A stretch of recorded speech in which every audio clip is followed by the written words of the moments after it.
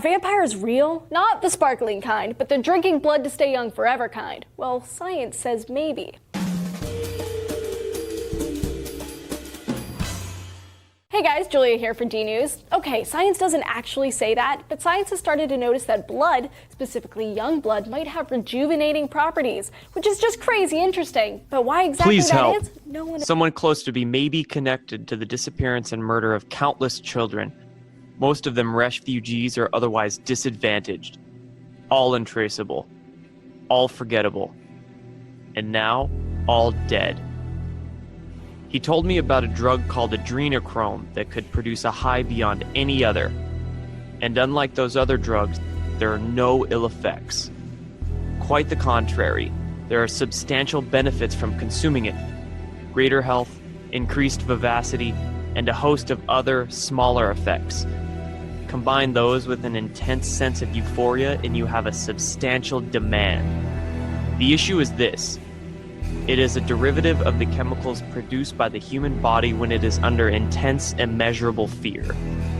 My former friend, who confessed his involvement during a fleeting crisis of conscience, insisted this was true and cited a number of dubious-looking studies and fake news sites. But then there were the photos. He didn't allow me to make copies for fear of implicating himself personally, but he'd been to a farm, he called it, in one of the Baltic states. There were photos of countless people, all seemingly under the age of 15. They were naked and chained to tables and walls and floors in a windowless room the size of a football stadium. I couldn't estimate how many there were. As he scrolled through the photographs, and I debated killing him, I saw masked men hovering over the victims and torturing them.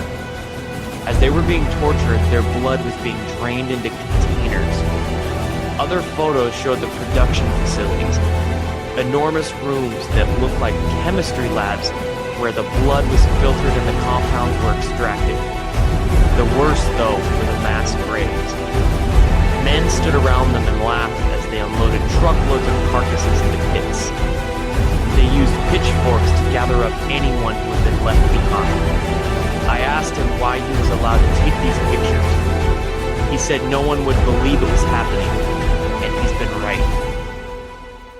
Rumors about facilities like this have been around for decades. Journalists have tried to report on it, only to be laughed out of their editors' offices. One journalist, a Swede, came the closest to bringing it into the mainstream. He died along with his family in a hideous household. Listen to me. The pictures I saw were not fake. They were not staged.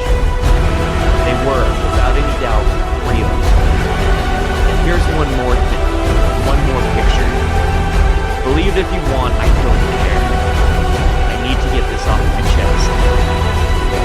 There was an image of the users. I don't know what I expected. Well, I guess I do. Strung out, gone, miserable looking addicts, despair and desperation in their eyes. It's what we've all associated with drug users thanks to heroin and crack and whatnot. This was different. The image was of a lavish conference room in a skyscraper. Where? I could not imagine. Syringes of the drug were sitting on gilded plates on a thick table of polished wood. I recognized the faces sitting around the table. World leaders, entertainers, religious icons, all grinning, all happy, all ready for their injection. Seeing those familiar faces was the initial shock, but it wasn't the final one. On the far side of the table, almost too small to be seen but still unmistakable, was an iconic head of state. A recent one. He was laughing as he reached for his syringe, but there was something unusual